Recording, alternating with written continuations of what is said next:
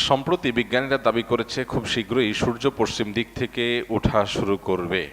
তাহলে কি আমরা কিয়ামতের দ্বারপ্রান্তে রয়েছি? যে কোনো সময় উল্টে যাবে পৃথিবীর চৌম্বক মেরু, আর মেরু উল্টে গেলে উল্টে যাবে দিকও। ফলে সূর্য উঠবে পশ্চিম দিকে। সূর্য পশ্চিম দিক থেকে ওঠার আশঙ্কা করছেন অনেক বিজ্ঞানীরা। প্রথমত অনেক সময় আমাদের দেশে এই জাতীয় রিপোর্টগুলোতে বলা হয় এক জিনিস, আর রিপোর্টে উপস্থাপন করা হয় এটাকে আরো ফুলিয়ে ফাঁপিয়ে দর্শক বা ভিউয়ার্স টানার জন্য আকর্ষণীয় করে চমকপ্রদ করে সেটাকে উপস্থাপন করা হয়। বাস্তবতা আসলে এই টাইপের না, এরকম হয় অনেক সময়। এখানে রিয়েল ঘটনা কি সেটা আমি জানি না। যদি ধরেও নেই যে রিপোর্ট যেভাবে করেছে সেভাবে রিপোর্টটা আমি দেখেছি, পশ্চিম দিক থেকে সূর্য ওঠার আশঙ্কা করা হচ্ছে, সেক্ষেত্রে সেটা যদি হয় তাহলে সেক্ষেত্রে পৃথিবীতে নানা রকমের বিশৃঙ্খল পরিস্থিতি দেখা দিবে, রোগবালাই, ঘরে ঘরে ক্যান্সার হয়ে যেতে পারে, ইত্যাদি ইত্যাদি অনেক আশঙ্কা বিজ্ঞানীরা করছেন। আমরা যখন কোরআন এবং হাদিসের ছাঁচে ফেলে এই গবেষণাকে মাপঝোপ করার চেষ্টা করি, তখন আমরা দেখতে পাই নবী করিম সাল্লাল্লাহু আলাইহি সাল্লাম কিয়ামতের আগে 10টি বিশেষ আলামত প্রকাশ পাওয়ার কথা বলেছেন, যেগুলোকে আলামাতুস সাআহ আল কুবরাহ বলা হয়েছে, অর্থাৎ কিয়ামতের বড় বড় আলামত হিসাবে আখ্যায়িত করা হয়েছে। এখানে বড় আলামত বলতে কিয়ামতের একেবারে শেষ মুহূর্তে এসে যেগুলো দেখা দিবে সেগুলোই বড় আলামত, আর যেগুলো অনেক আগে থেকে দেখা দিবে সেগুলো ছোট আলামত। তো কিয়ামতের প্রায় 141টার মতো ছোট আলামত আছে, যেগুলো বিভিন্ন বই পুস্তকে ওলামা একরাম কোরআন এবং হাদিস থেকে সংকলন করেছেন। সৌদি আরবের একজন আলেম ডক্টর মোহাম্মদ আল আরিফি, তার একটা কিতাব আছে, সেখানে তিনি আলামাতুস সাআত এই 141 সবগুলোকে একত্র করেছেন। নেহায়াতুল আলম তার সেই বইটার নাম, আরবিতে বাংলা অনুবাদ হয়েছে। তো সেই কিয়ামতের আলামতের বইয়ে তিনি 141টা ছোট আলামত উল্লেখ করেছেন, যার বেশিরভাগই পৃথিবীতে ঘটে গেছে, যেগুলো নবী সাল্লাল্লাহু আলাইহি ওয়াসাল্লাম ভবিষ্যদ্বাণী করেছেন ঘটবে ঘটবে ঘটবে, কিন্তু ঘটে গেছে। আর কিছু আছে এখনো ঘটেনি। আর 10টা আলামত যেগুলো ঘটবে কিয়ামতের ঠিক আগ মুহূর্তে, তার মধ্যে থেকে একটা হলো পশ্চিম দিক থেকে সূর্য উদিত হবে। পশ্চিম দিক থেকে সূর্য উদিত হওয়ার এই আলামতটি দেখা দিবে কিয়ামতের আগের সব ছোট বড় আলামত প্রকাশের পরে। এরপর আর কিছু থাকবে না। পশ্চিম দিকে যখন আপনার সূর্য উদিত হবে, তখন কেউ আর তওবা করে আল্লাহর পথে ফিরে আসলেও সেটা অ্যাকসেপ্টেবল হবে না, সেটা অ্যাকসেপ্টেড হবে না। এবং তারপরেই শুরু হবে মহাপ্রলয়, শেষ। এই যে তার আগে একটা দীর্ঘ রাত থাকবে, বিভিন্ন বিশুদ্ধ হাদিস দ্বারা, কোরআনের বিভিন্ন ভাষ্য দ্বারা কিয়ামতের পূর্বে যা যা ঘটবে সেগুলো প্রমাণিত।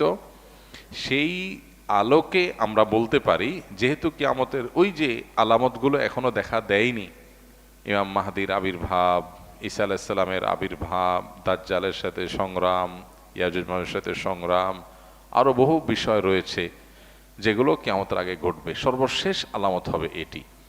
তো সেই ছাঁচের সাথে আমরা মিলাইলে দেখি যে এটা যদি ঘটেও, বিজ্ঞানীদের এই গবেষণা যদি সত্যও হয়, তাহলে কিয়ামতের আগে যে পশ্চিম দিকে সূর্য উদয় হওয়ার কথা হাদিসে বলা হয়েছে, এটি সেটা নিশ্চয়ই না। অর্থাৎ এরপরেও পৃথিবী টিকবে। এই পশ্চিম দিকে সূর্য উদিত হওয়ার পর পৃথিবী ধ্বংস হয়ে যাবে, এটা কোনোদিনই হবে না, যতক্ষণ পর্যন্ত হাদিসে ওই সমস্ত আলামতগুলো প্রকাশ না পাবে যেগুলোর পরে হাদিসে সতর্ক করা হয়েছে, ভবিষ্যদ্বাণী করা হয়েছে। এর আগে আপনারা দেখেছেন বিভিন্ন সময় বিজ্ঞানীরা গবেষণা বলেছেন, বিভিন্ন আপনার নক্ষত্র তাদের যে কক্ষপথে তাদের যে বিচরণ হয়ে থাকে, আল্লাহ সুবহানাহু ওয়া তাআলা কোরআনে কারীমে যে বলেছেন যে ওয়াশ-শামসু তাজরি লিমুস্তাকাররিন লাহা যালিকা তাকদীরুল আজিল আলীম ওয়াল কামারু কদ্দারনাহা মানাজিলা। এই যে সৌরজগতে বিভিন্ন গ্রহ নক্ষত্র, আল্লাহর বিভিন্ন বড় বড় যে আপনার তারকারাজি রয়েছে, সৃষ্টি রয়েছে, এগুলো তাদের নির্দিষ্ট কক্ষপথে বিচরণ করে, আল্লাহ তাআলা এটা বলেছেন। তো এই যে বিচরণ করবার কথা বলা হয়েছে কোরআনে, সেখানে কোনোটি বিভিন্ন সময় আপনারা শুনেছেন বিজ্ঞানীরা বলেছেন বিভিন্ন সময় যে কোনো একটা নক্ষত্র আরেকটা নক্ষত্রের সাথে সংঘর্ষ হওয়ার সম্ভাবনা আছে, তাতে পৃথিবী শেষ হয়ে যাবে। আমরা অনেকে এই সমস্ত নিউজ দেখার পর মোটামুটি জমি জমা বিক্রি করে সব খেয়ে পরে মোটামুটি প্রস্তুত হয়ে গেছিলাম। কিন্তু একজন ইমানদার তিনি নিশ্চিতভাবে জানেন নবী করিম সাল্লাল্লাহু আলাইহি সাল্লাম মহাপ্রলয় হয়ে সৃষ্টি জগৎ শেষ হওয়ার যে ঘটনা ঘটবে তার আগে অনেকগুলো বিষয় বলেছেন, সেগুলো ঘটবে। তার অনেক কিছু এখনো ঘটে নাই, সো আমরা সেটার জন্য অপেক্ষায় আছি। ওইটার আগে কখনো এটা হবে না। যদি এরকম সংঘর্ষ হয়ও, পৃথিবী যদি ক্ষতিগ্রস্ত হয়ও তো আবার পৃথিবী আবার জেগে উঠবে, এটা ফাইনাল সেই ক্ষতিগ্রস্ত হওয়া নয় যেটি হাদিসে বলা হয়েছে।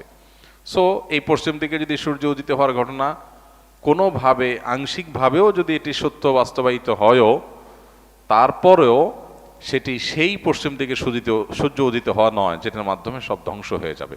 বরং বিজ্ঞানীদের এই সমস্ত গবেষণার মাধ্যমে একজন ঈমানদারের এই ঈমানটা আরও বৃদ্ধি পায় যে নবী করিম সাল্লা সাল্লাম বা কোরআনে কারিমে যে আপনার ভবিষ্যৎবাণী করা হয়েছে এটা ঘটবে ওইটা ঘটবে, তার কিছু কিছু আছে মানুষ কোনোভাবে বিশ্বাস করতে পারতো না, এক সময় অবিশ্বাস্য ছিল কিভাবে এটা হবে।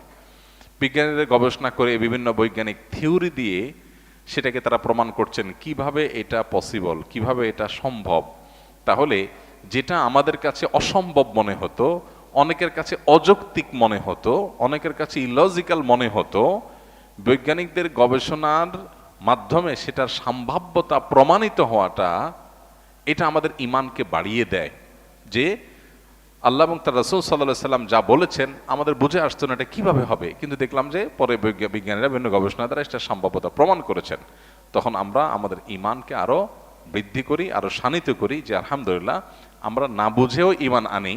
কিন্তু আমার না বুঝে ঈমান আনার মানে এই না যে আমি যে বিষয়ের প্রতি ঈমান এনেছি এটা ইলজিক্যাল, লজিকটা আমার জানা নাই, পরে আবিষ্কার হয়েছে, কিন্তু আল্লাহ যা বলেছেন তার চেয়ে বড় কোনো লজিক হতে পারে না, সেটা আমার এখন বুঝে আসুক আর না আসুক।